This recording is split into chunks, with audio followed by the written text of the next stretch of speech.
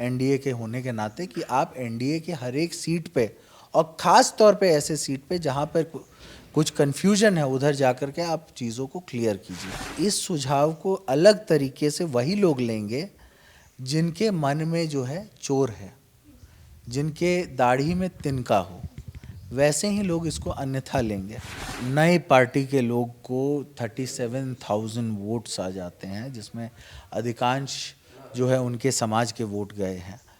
तो ये इससे जो है गठबंधन कमज़ोर दिखता है और इसको संभालने का अगर किसी के ऊपर जिम्मेवारी थी वो चिराग पासवान के ऊपर थी कि हमने इस सरकार को बनाया है, हमने जो त्याग दिया है इस सरकार को बनाने के लिए। अगर ये भी आपके लिए क्वेश्चन है तो आज बिहार में अगर आपकी सरकार है वो कहीं ना कहीं हमारे वजह से है। वरना अगर मांझी जी को नुकसान पहुंचाने के लिए आप हैं, आनंद मोहन जी को आप चाहते हैं कि नुकसान पहुंचे, चेतन आनंद को धमकी दे रहे हैं सबके सामने, है ना, तो ये कहीं ना कहीं आपकी इमेच्योरिटी है। उसको रिटेलिएट और बौखलाना जो अगर दिखाई दे रहा है किसी का, तो कहीं ना कहीं ये समझ में आता है कि किसी के मन में तो चोर है।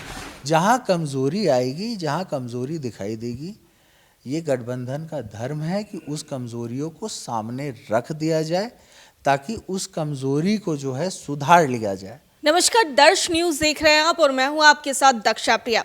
बिहार की सियासत में इन दिनों एक नाम की चर्चा खूब हो रही है, वो नाम है चेतन आनंद।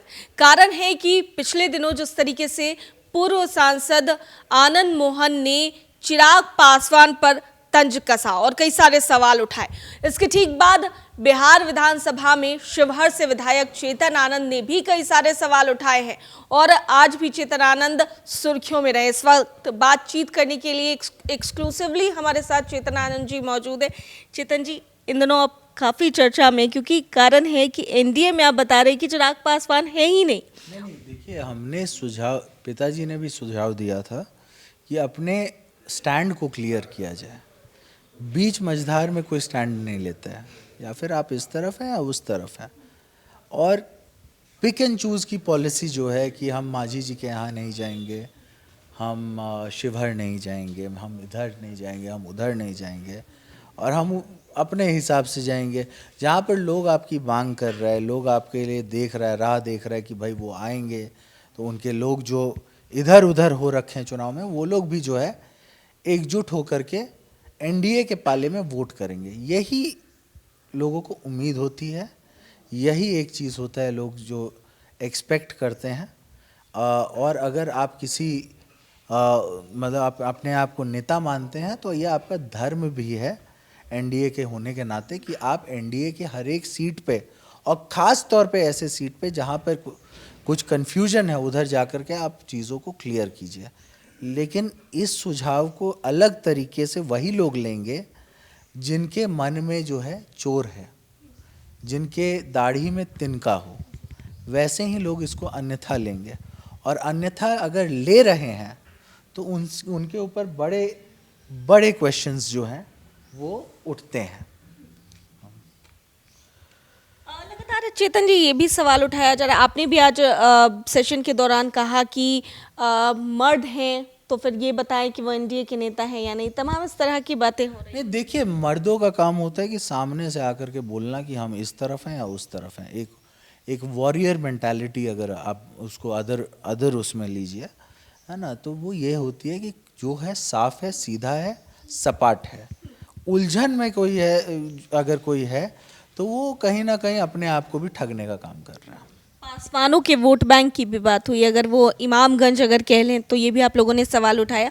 और इमामगंज तो खैर जीतन मांझी जी की जो बहू हैं उनके लिए प्रचार प्रसार के लिए चिराग पासवान जी नहीं गए, तो ऐसे में पासवान वोट बैंक आपको लगता है कि वहाँ पर जो है वो कमज़ोर हुआ? देखिए, हुआ ही। और एक अगर किसी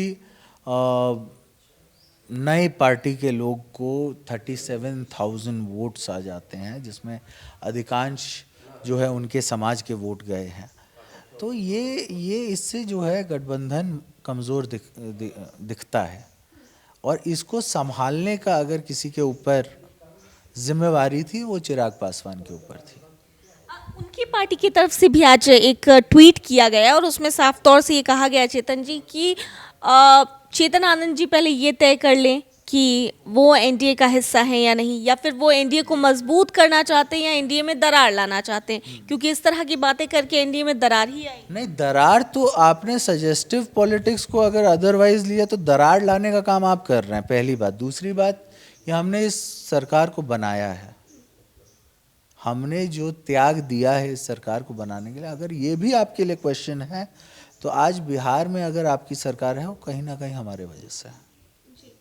तो ये इस बात को आपको समझना होगा, हम इधर हैं या उधर हैं, पहले आप स्टैंड क्लियर कीजिए, है ना। एक चीज और कही है चेतन जी कि आरजेडी की भाषा आप बोल रहे हैं, विपक्ष की भाषा आप बोल रहे हैं। नहीं, हम गठबंधन में रह करके जो आवाज़ प्रेस वालों ने उठाई और जिसमें हमें दिखाई दिया कि इसमें सच्चाई है, उस क्वेश्चन मार्क को पिताजी ने सामने रखा, है ना। जो सीधा सपाट क्वेश्चन उनका था कि अगर आप कहीं पिक एंड चूज़ की पॉलिसी कर रहे हैं तो इससे गठबंधन वीक होता हुआ दिखाई देता है। अगर आपको है तो आप जो है उस बात को स्पष्टीकरण दीजिए कि आप इस तरफ हैं या नहीं हैं, वरना अगर मांझी जी को नुकसान पहुंचाने के लिए आप हैं, आनंद मोहन जी को आप चाहते हैं कि नुकसान पहुंचे, चेतन आनंद को धमकी दे रहे हैं सबके सामने, है ना, तो ये कहीं ना कहीं आपकी इमेच्योरिटी है। अच्छा, आज आपने एक बात कही थी, कार्यक्रमों को लेकर आपने बात कही कि कार्यक्रम में वो नहीं जाते हैं। इसके अलावा हमें याद है शिवहर का भी वाकया, शिवहर में भी आपकी 3 बार हेलीपैड बना, 3 बार उनका प्रोग्राम अनाउंस हुआ और तीनों बार वो नहीं पहुंचा। यही बात मांझी जी के यहाँ भी। और वो कौन होते हैं पूछने वाले कि आनंद मोहन जी कौन है? जब 98 में सरकार एक वोट से अटल जी की गिरी थी, तो ये आनंद मोहन जी थे जो एक वोट दे करके बचाने का प्रयास किए थे, अपना एक वोट दिए थे और 5 वोट दिलवाए थे। तो हम लोग उस समय से, मेरे पिताजी पॉलिटिक्स कर रहे हैं जिस समय बहुत लोग पैदा भी नहीं हुए थे, है ना। और वो पॉलिटिक्स का जो है उनका एक जो अंदाज रहा है, वो अगर कोई बात है जो क्वेश्चन है जो उठ रही है उसको रख देने का अगर उन्होंने काम किया, तो एक चाचा का हिदायत समझते हुए भतीजा को भी समझ जाना चाहिए था कि ये अगर क्वेश्चन आ रहा है तो हम इसके ऊपर प्रयास करेंगे कि ऐसे क्वेश्चंस ना उठें, ना कि उसको रिटेलिएट करना। रिटेलिएट और बौखलाना जो अगर दिखाई दे रहा है किसी का, तो कहीं ना कहीं ये समझ में आता है कि किसी के मन में तो चोर है। क्योंकि 5 प्रश्न जो किए गए थे आपके पिताजी और पूर्व सांसद आनंद मोहन जी द्वारा, उन्हीं 5 जो सवाल हैं उन्हीं को ट्वीट किया गया और एक एक कर उनका जवाब लिखा गया। और जो लोक जनशक्ति पार्टी रामविलास के प्रदेश अध्यक्ष है राजू तिवारी, उनके ट्विटर हैंडल से ट्वीट किया गया। नहीं, ठीक है, आप अगर उसका प्रश्न का उत्तर देते और बहकी बहकी बातें ना करते, ये इधर की बात उधर की बात, तो समझ में आता कि आप सेंस बनाने की कोशिश करें। लेकिन उसके साथ साथ जो दिखाई दिया, जिस तरीके से ये लोग अटैकिंग मोड में, भाई अगर कोई आपको सुझाव दे रहा है तो उस सुझाव को लेना आपका काम है। उसके अलावा अगर कुछ आप कर रहे हैं तो कहीं ना कहीं वो, देखिए ये बोलने की बात नहीं है, चिराग जी को थोड़ा और मैच्योर पॉलिटिक्स करने की ज़रूरत है। उनको ये समझना होगा कि पिछले बार अगर उनके सांसद गए थे तो क्यों गए थे। उनको ये समझना होगा कि कोई भी व्यक्ति और कोई भी आदमी, उसका एक अपना रिस्पेक्ट होता है, एक अपना ओहदा होता है, और उस ओहदे को अगर वो हर्ट करेंगे तो उसका खामियाजा भी उठाना पड़ेगा। ये उनको समझने की ज़रूरत है। चेतन जी, आपके पिता पूर्व सांसद आनंद मोहन और स्वर्गीय रामविलास पासवान जी की अगर बात की जाए तो ये दोनों के काफ़ी अच्छे बड़े संबंध रहे हैं, लेकिन चिराग पासवान ये कहते हैं जो व्यक्ति राजनीति में ही नहीं है उनके बारे में क्या बातचीत की जाए। हम ऐसे बयानों पर नहीं, तो हम भी राजनीति में तो हम भी हैं, हमारे बारे में भी आज बोल रहे हैं। हमने तो बोल दिया कि भाई सरकार तो हमारे वजह से बची आपकी, हम अगर स्टैंड नहीं लेते तो आज सरकार होती नहीं होती, बहुत तरह की बात होती, है ना। लेकिन आज जब एनडीए की सरकार है तो, और उस सरकार को जिसने हमने बचाया है, उसके ऊपर अगर हमको दिखाई देगा कि कुछ कमज़ोरी है और उसको अगर हम एड्रेस नहीं करेंगे तो हम लोकतंत्र में ये जो गठबंधन का राजनीति होता है उसका धर्म नहीं पालन करेंगे। जहाँ कमज़ोरी आएगी, जहाँ कमज़ोरी दिखाई देगी, ये गठबंधन का धर्म है कि उस कमज़ोरियों को सामने रख दिया जाए ताकि उस कमज़ोरी को जो है सुधार लिया जाए।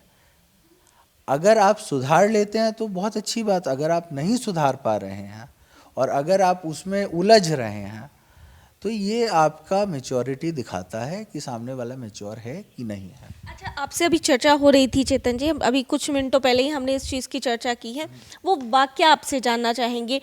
लवली आनंद जी जब चुनाव लड़ रही थी और अब सांसद बन के आई हैं वो शिवहर से, उस समय में भी चिराग पासवान का जो कार्यक्रम लगा था तो आप लोगों ने कई बार निमंत्रण दिया उन्हें वहाँ पर आने का, जनसभा करने का। नहीं तो उनको समझना चाहिए, ये सब छोटी छोटी बातें हैं जो सबको ध्यान रखना चाहिए, है ना। कल के उस समय अगर चुनाव के टाइम हमें बुलाया जाता हम भी जाते हैं उनके यहाँ, क्योंकि गठबंधन धर्म है।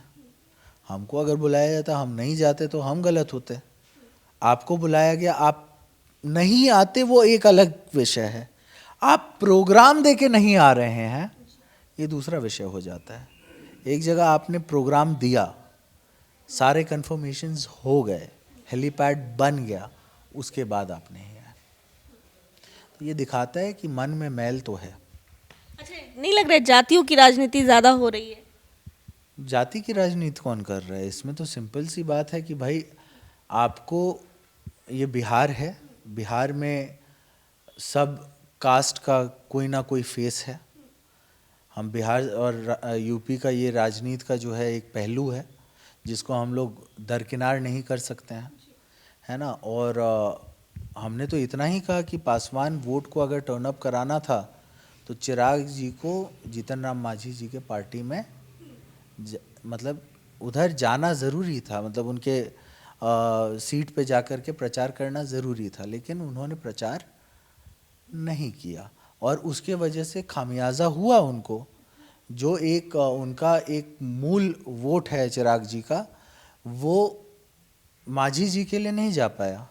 आज बहुत सारे लोग इसमें अलग एंगल दे रहे हैं, तो मांझी जी भी दलित हैं, है ना। और एक दलित की बहू को आपने ठगने का काम किया, तो बिहार तो देख रहा है ना।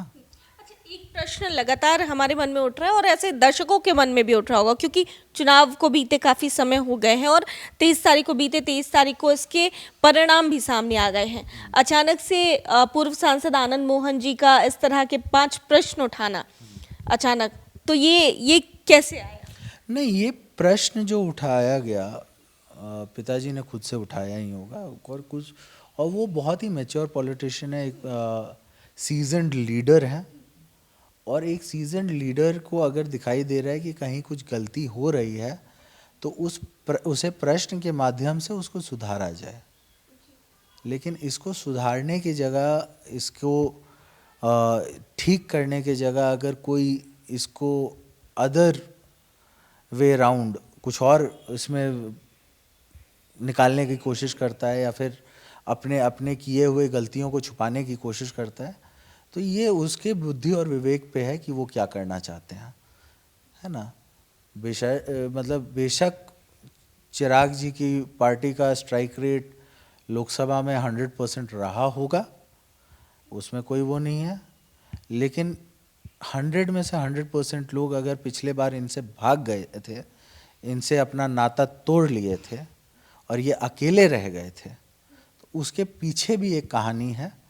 और उसमें अगर सुधार नहीं आएगा तो चिराग जी को एक छोटे भाई होने के नाते हम यही बोलेंगे कि इन चीज़ों पे गौर कीजिए। गठबंधन के आप हैं, उस पे गौर कीजिए, गठबंधन कमज़ोर ना हो, ये आपकी जिम्मेवारी है।